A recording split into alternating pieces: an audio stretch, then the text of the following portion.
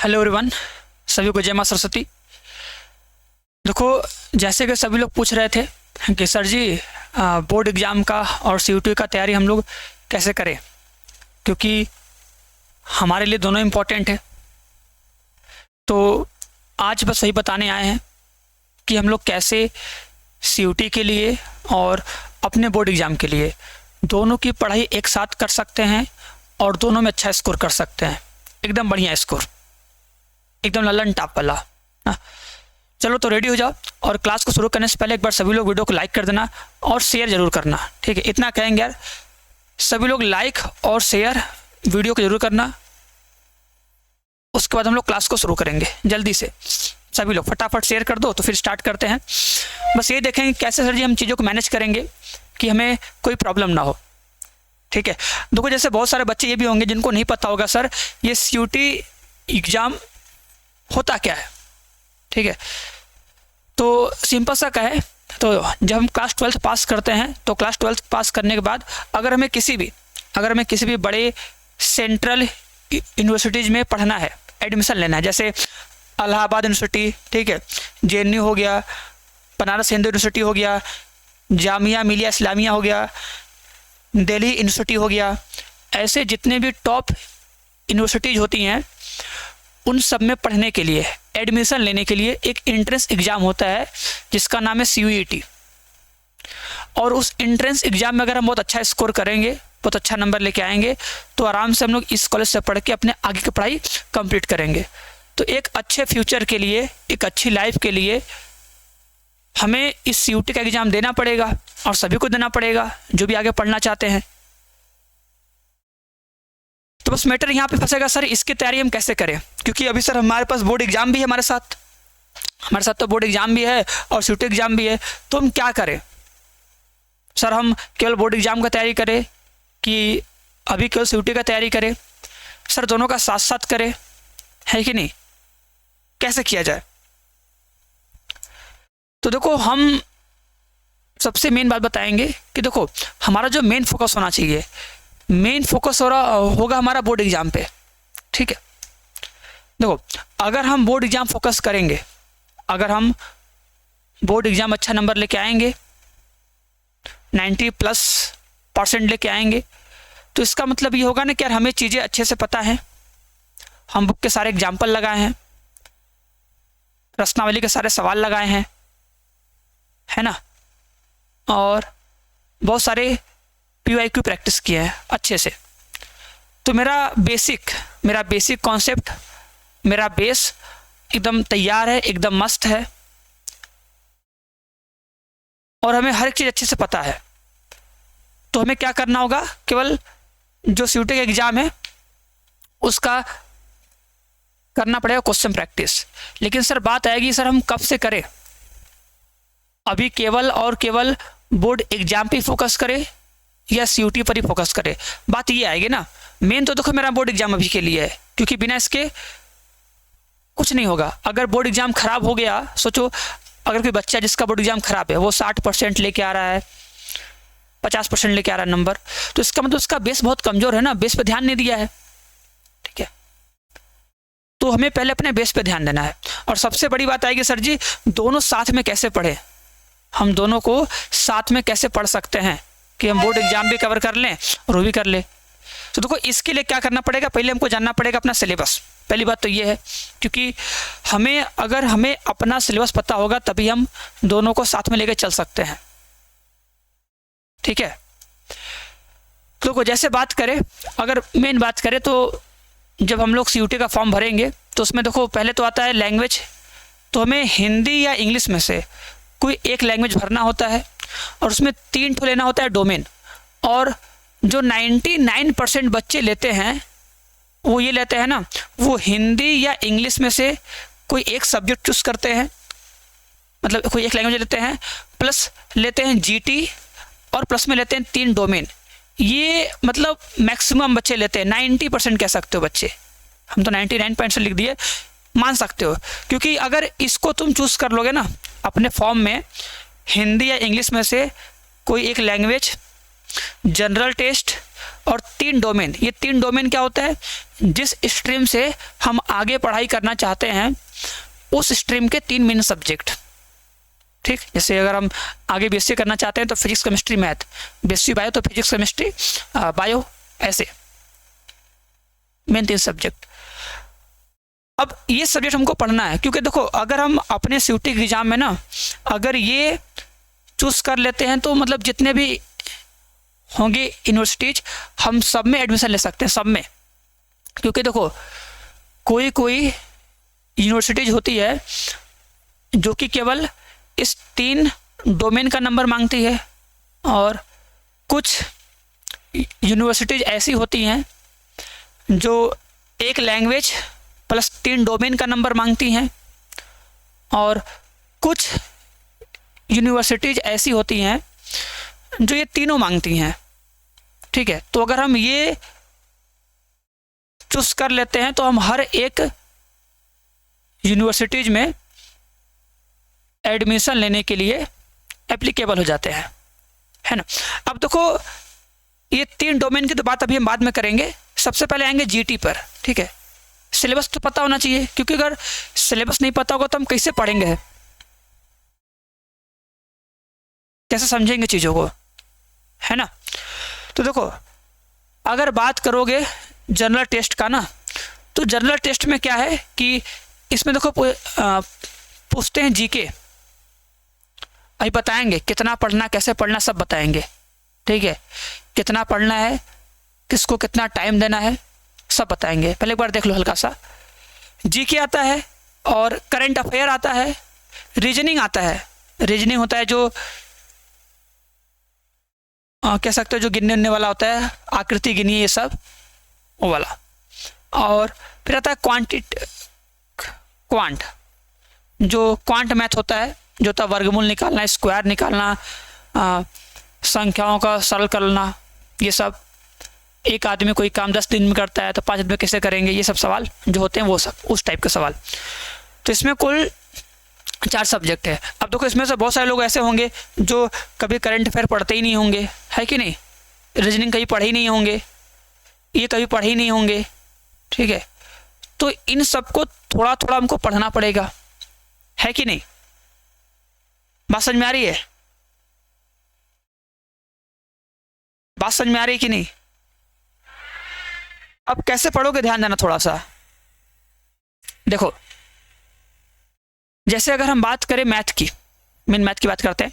जैसे अगर हम बोर्ड एग्जाम की तैयारी करें, ठीक है, तो बोर्ड एग्जाम में क्या होता है, मेन जो बोर्ड एग्जाम होता है, बोर्ड एग्जाम में ये होता है सर जी मेन कि हम लोग मेन फोकस करते हैं आंसर राइटिंग प्रैक्टिस पे। क्योंकि हम ये देखते हैं कि हमारे बोर्ड एग्जाम में कोई क्वेश्चन 1 नंबर में आता है, कोई आता है 2 नंबर में, कोई आता है 5 नंबर में, कोई आता है 8 नंबर में। तो हम लोग नंबर के हिसाब से अपने आंसर को प्रैक्टिस करते हैं कि भाई हमको कोई चीज़ कितना अच्छे से लिखना है, कितना बढ़िया से लिखना है कि हमें पूरा का पूरा नंबर मिल जाए। लेकिन सीयूटी में क्या है ना, सीयूटी में यह है कि जो भी क्वेश्चन आएगा सब 1 नंबर का आएगा, केवल 1 मार्क का शॉर्ट में। तो अगर हमारा बेसिक मजबूत होगा, हमारा कॉन्सेप्ट क्लियर होगा, तो हम इससे कर लेंगे आराम से ना। इसमें आएंगे 4 ऑप्शन, टिक द करेक्ट, ठीक है, या मिलान वाले आंसर आएंगे, ठीक है, ऐसे केवल 1 नंबर वाले क्वेश्चन आएंगे। तो अब बात यह है कि सर कैसे हम करें, इसको भी करें, इसको भी करें, कैसे करें, दोनों का सिलेबस क्या होगा, सिलेबस जानना मोस्ट इंपॉर्टेंट है। तो देखो जैसे अगर हम मैथ पढ़ रहे हैं, ध्यान सुनना, अगर मैथ पढ़ रहे हो तो सबसे मेन काम करेंगे जो भैया हमारा एनसीईआरटी है, ध्यान सुनना, जो हमारा एनसीईआरटी है, ये एनसीईआरटी पूरा कंप्लीट करना है। और कौन सा एनसीईआरटी, ओल्ड वाला, पुराना वाला। क्योंकि देखो है ये, क्योंकि इस एंट्रेंस एग्जाम को सभी देंगे, हर एक बोर्ड के बच्चे देंगे। तो जो टॉपिक हमारे बोर्ड एग्जाम में डिलीट हो गया है वो किसी और के बोर्ड एग्जाम में है कि नहीं, बात मानते हो। तो जब सीयूटी का एग्जाम होगा ना तो वो हर एक टॉपिक सवाल पूछेंगे, हर एक टॉपिक से, जो डिलीटेड है उसको उससे पूछेंगे और जो है उससे पूछेंगे। तो पहला काम क्या करना है, जो एनसीईआरटी है ये पूरा कंप्लीट करना है, एकदम बेसिक से, एकदम अच्छे से। इसके सारे एग्जाम्पल्स लगाने हैं और प्रश्नावली के सारे सवाल बनाने हैं, ठीक है, और PYQ लगाने हैं बढ़िया से, क्योंकि देखो PYQ लगाओगे तो बोर्ड एग्जाम अच्छे से होगा, है कि नहीं, ये तो करना ही है एकदम बढ़िया से। और देखो साथ ही साथ फिर इसमें क्या आता, मेन आता है आंसर राइटिंग प्रैक्टिस, जो भी हम बताए हैं कि answer writing practice most important है, ये काम करना है। देखो ये दो काम करना, पहले बात सुनना, हम दोनों को साथ में कैसे पढ़ेंगे ये बता रहे हैं। तो सबसे पहला काम होगा, जो भी हमारा NCERT होगा ना, इस NCERT को कंप्लीट अच्छे से ख़त्म करना है, इसका कोई पोर्शन छोड़ना नहीं है। और उसके बाद हमको सेकंड नंबर पे ये सीखना है ना कि यार जो हम क्वेश्चन सीखे, सॉल्यूशन चीज़ों को समझे, उसे कैसे लिखना है। क्योंकि बताया ना बोर्ड एग्जाम में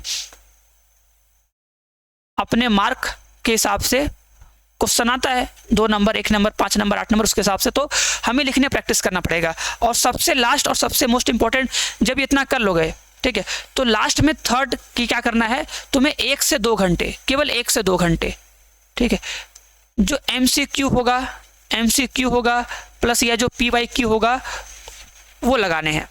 अब ये कैसे लगाओगे, फॉर एग्जाम्पल से सोचो, जैसे मैथ है, ठीक है, अगर मैथ है, मैथ का हम चैप्टर फर्स्ट पढ़ें, ठीक है, मैथ का हम लोग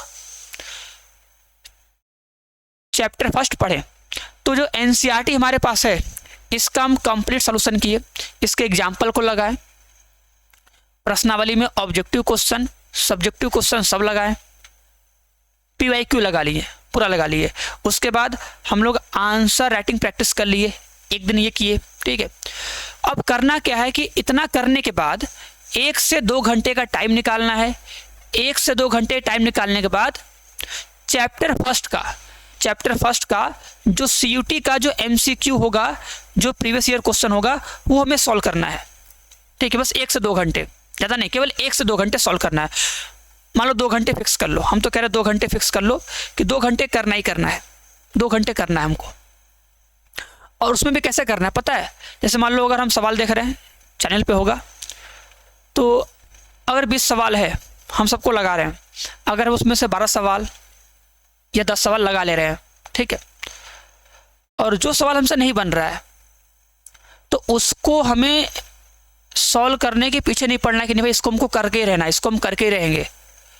समझ में नहीं आ रहा है, उसका कॉन्सेप्ट या टॉपिक अलग है तो छोड़ दो, उस पर टाइम वेस्ट मत करो। बस जितने क्वेश्चन बन जाए, आराम से क्वेश्चन देख रहे हो, बन जा रहा है सॉल्व कर दो, जो नहीं बन रहा है उसे 1 बार सोचो, 2 बार सोचो, बहुत अधिक उसमें टाइम वेस्ट मत करो, छोड़ दो। क्योंकि अगर 20 क्वेश्चन में से अगर हम 14 क्वेश्चन 15 क्वेश्चन ऑन एवरेज कर ले रहे हैं तो बस उतना बहुत है। जो 4 क्वेश्चन 5 क्वेश्चन बच जा रहे हैं वो हम आगे पढ़ेंगे, बाद में देखेंगे, ठीक है। तो ये नहीं कि सर जी हमको CUT का पूरा रिवीजन करना है, पूरा पढ़ना है, नहीं, बस सवाल देखोगे, बनाओगे, हो जाएगा। और उसमें केवल MCQ रहते हैं और PYQ रहते हैं। और देखो इसीलिए हम कहते हैं कि जो भी हम क्लास लेते हैं ना, वो बिहार बोर्ड का हो, UP बोर्ड का हो या किसी बोर्ड का हो, जो भी क्लास लेते हैं, जब हम ऑब्जेक्टिव क्वेश्चन करवाते हैं तो ऑब्जेक्टिव क्वेश्चन वाले क्लास को सभी लोग देखा करो, क्योंकि सबके लिए इंपॉर्टेंट है। क्योंकि 70 से 80% वही सब MCQ जो होंगे, ऑब्जेक्टिव क्वेश्चन, वही CUT में आएंगे, वही लेवल होगा, बस थोड़ा सा अधिक होगा, लेकिन हाँ प्रैक्टिस तो उसी लेवल का होना चाहिए। बात समझ में आई कि नहीं, ठीक है। अब देखो सर बात आएगी, सर इसकी जो तैयारी होगी भैया हम कब से करें और कब तक करें, बताएगी ना। सर जो आप बताए पढ़ना क्या, दोनों अभी से पढ़े, तो बोलेंगे हम अभी से पढ़ो, ठीक है, अभी से पढ़ना है। अभी से लगभग हमको पता है बचा है 3 महीने, ठीक है। तो मान लो अक्टूबर कह सकते हो, नवंबर कह सकते हो और दिसंबर कह सकते हो, और आज सितंबर के कुछ दिन, इसको भी ले लो, छोड़ो मत कि नहीं सर जी अब अक्टूबर से करेंगे, इसको भी लेना है।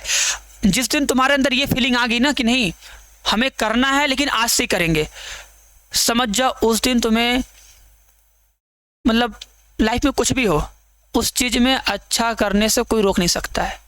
हाँ, लेकिन अगर टाल दोगे कि नहीं आज नहीं कल से करेंगे, सोमवार से करेंगे या अगले महीने से करेंगे, तब तो हो चुका, तब देखो कभी अच्छा नहीं होगा ना। तो इतना सोच लो कि हमें सितंबर से स्टार्ट करना है और दिसंबर तक ही हमको चीज़ें करनी है, दोनों को साथ साथ में लेके चलना है, ठीक है। और जैसे बताया ना, अब ऐसा तो है नहीं कि हम डेली मैथ लगाएंगे, कभी मैथ हो गया, ठीक है, कभी फिजिक्स हो गया, कभी केमिस्ट्री हो गया, कभी कभी देखो जो अभी बताया था यहाँ पे ध्यान देना, जो बोले थे जीटी, जैसे कभी तुम रीजनिंग हो गया ना, रीजनिंग हो गया, इसका 2 घंटे देख लो वीडियो, ठीक है, कभी इसका देख लो 2 घंटे वीडियो, क्योंकि अगर ये सब नहीं पढ़े हो तो कम से कम थोड़ा थोड़ा पढ़ते रहोगे तभी जाके बेस्ट होगा। क्योंकि जब बोर्ड एग्जाम होगा ना, तो बोर्ड एग्जाम के बाद हमको टाइम बहुत कम मिलेगा। अगर दिमाग में ये होगा सर जी अभी हम तैयारी नहीं करेंगे, हम जब बोर्ड एग्जाम दे देंगे उसके बाद तैयारी करेंगे उसका, तो टाइम ही नहीं बचेगा ना।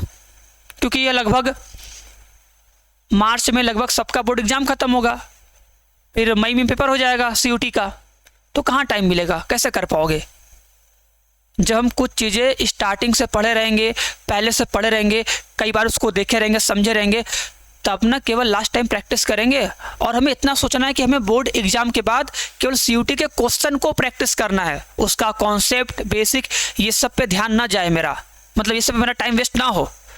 उसके लिए अभी से 2 से 3 घंटे टाइम निकालना पड़ेगा, क्लास करनी पड़ेगी। और ये सितंबर, अक्टूबर, नवंबर, दिसंबर तक ये पूरा करो, ठीक है, पूरा करो। और सब कुछ पढ़ना है, इसलिए देखो हम एप्लीकेशन पे सब कुछ पढ़ाते हैं, सब कुछ भी छोड़ते नहीं, हर एक टॉपिक बताते हैं और कहते भी देखो सब इंपॉर्टेंट है, सब पढ़ो, कुछ छोड़ो मत। बाद में जब बोर्ड एग्जाम होगा तो फिर केवल उस पर फोकस करना। तो दिसंबर तक सबको करना है ये काम, डेली 2 से 3 घंटे निकालो, एक टाइम फिक्स कर लो, अपना टाइम टेबल बना लो, ये 2 से 3 घंटे कोई पीरियड सेट कर लो कि इस टाइम हमको केवल सीयूटी का पढ़ना है। वो रीजनिंग हो गया, या क्वांटिटी वाला मैथ हो गया, क्वांट वाला मैथ हो गया, या जीके हो गया, या फिर मैथ का, फिजिक्स का, केमिस्ट्री का, किसी का भी प्रीवियस ईयर का एमसीक्यू हो गया, ठीक है, इसे हमको प्रैक्टिस करना है। 2 से 3 घंटा एकदम फिक्स कर लो, ठीक है। और ये काम सितंबर, अक्टूबर, नवंबर, दिसंबर तक करना, उसके बाद नहीं करना है, बस यहीं तक।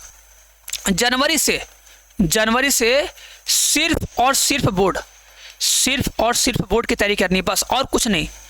जनवरी के बाद से, मतलब जनवरी से केवल हमें अपना जो बोर्ड एग्जाम के लिए फोकस करना है, अपने बोर्ड एग्जाम का सिलेबस जो होगा केवल उतना ही पढ़ना है, उसी को प्रैक्टिस करना है। और देखो इसके बाद चीज़ें बहुत आसान हो जाएंगी, क्यों? क्योंकि हम लोग हर एक चीज़ पढ़ चुके हैं। फिर क्या करना है, तुम्हें वही PYQ लगाना होगा, क्योंकि देखो बोर्ड एग्जाम क्या होता है, एकदम फिक्स होता है। UP board, Bihar board, MP board, ये सब क्या है, एकदम फिक्स है, क्योंकि जो प्रीवियस ईयर क्वेश्चन होते हैं वही सब आते हैं। अगर देखोगे, अगर तुम पिछले 10 साल का पेपर लगा दो, ठीक है ना, तो ये 100% गारंटी है कि इसी पिछले 10 साल के पेपर में से ही पूरा पेपर बनेगा। तो कोई तुर्राम खा नहीं हो जाएगा ना, ये नहीं कि सर जी कुछ छूट जाएगा तब, मेरा नहीं छूटेगा, लास्ट टाइम में पूरा करवाएंगे। अगर जनवरी में अगर 1 महीने भी ना अगर हम पूरा PYQ लगा लेंगे 10 साल का, तो पूरा खत्म कहानी, कुछ नहीं बचेगा। और सबको पता है कि बोर्ड एग्जाम में हमेशा रिपीटेड और मोस्ट इंपॉर्टेंट क्वेश्चन जो होते हैं वही बार बार आते हैं। केवल 5-6 सवाल एक्स्ट्रा होते हैं जो आते हैं, जो कभी कभी आते हैं, लेकिन उसमें से मतलब 70 से 80% सवाल तो फिक्स होते हैं कि भाई यही आते हैं बार बार, और इसी टाइप के आएंगे या यही आएंगे, है कि नहीं? मानते हो ना एकदम? तो टेंशन नहीं लेना इस चीज़ का, बात क्लियर है? चलो, और बस यही कहेंगे सभी लोग, टारगेट सेट कर लो एकदम, ये टारगेट सेट कर लो कि भैया हमको बोर्ड एग्जाम में 90% प्लस लेके आना है, ठीक है। उसके लिए अभी से पढ़ाई करो और अपना दिन का 80% टाइम अपने बोर्ड एग्जाम को दो कि हमको बोर्ड एग्जाम का सिलेबस अच्छे से कवर करना है। हाँ, प्लस में वो 2 से 3 घंटे हमें देना है सीयूटी के लिए। और माइंड में अगर ये रहेगा कि हाँ हमको 90% प्लस लेके आना है, हर सब्जेक्ट में 90 प्लस लेके आना है, तो ऑटोमेटिक मेरा बेस एकदम मजबूत हो जाएगा, ठीक है। और जब प्रैक्टिस करोगे तो सब कुछ आएगा। और जैसे हम बताए हैं वैसे ही प्रैक्टिस करना और वैसे ही पढ़ाई करना, तो दोनों साथ में हो भी जाएगा, दिक्कत भी नहीं होगा। और कब तक पढ़ना है ये भी ध्यान देना, ठीक है, पसंद में कि नहीं। और माइंड में ये रहना चाहिए कि इतना करना है, तो टारगेट एकदम सेट कर लो। और देखो जब तक टारगेट सेट नहीं करोगे तब तक कुछ नहीं होगा, जान लो। नहीं तो फिर तुम कभी बोर्ड का पढ़ोगे, कभी सीयूटी का पढ़ोगे, कभी दोनों मिक्स कर दोगे, कभी केवल सीयूटी का पढ़ोगे, कुछ नहीं हो पाएगा उससे ना। इसलिए एक टाइम फिक्स कर लेना कि ये 2 घंटे हमको सीयूटी के लिए देना है, अभी से ही सर बोले तो हमको देना है। कभी कभी 3 घंटे दे देना, क्योंकि अगर सबसे अलग करोगे, कुछ एक्स्ट्रा करोगे, तभी सबसे आगे निकलोगे। और हमें सबसे आगे निकलना है, लाइफ में अच्छा करना है भाई। घर वाले पैसा दिए हैं, पैसा लगाए हैं, तो उनको कुछ अच्छा करके दिखाना है, ये बात जान लो। ओके, तो अगर मान लो किसी को भी कुछ डाउट हो गया होगा, कुछ कन्फ्यूजन रहा होगा, तो कमेंट बॉक्स में कमेंट करके पूछ सकता है, हम बता देंगे नेक्स्ट वीडियो बना के बढ़िया से। बात समझ में आई कि नहीं? और वीडियो कैसा लगा सब लोग कमेंट के जरूर बताना बढ़िया से कि सर वीडियो कैसा रहा। और वही चीज़, अगर कोई डाउट है, कोई दिक्कत है, कोई परेशानी है, तो उसे कमेंट करके ज़रूर पूछ लेना। ओके, चलो तो हम चलते हैं, मिलते हैं नेक्स्ट वीडियो में। सभी को बाय बाय, सभी को टाटा। ठीक है, चलो।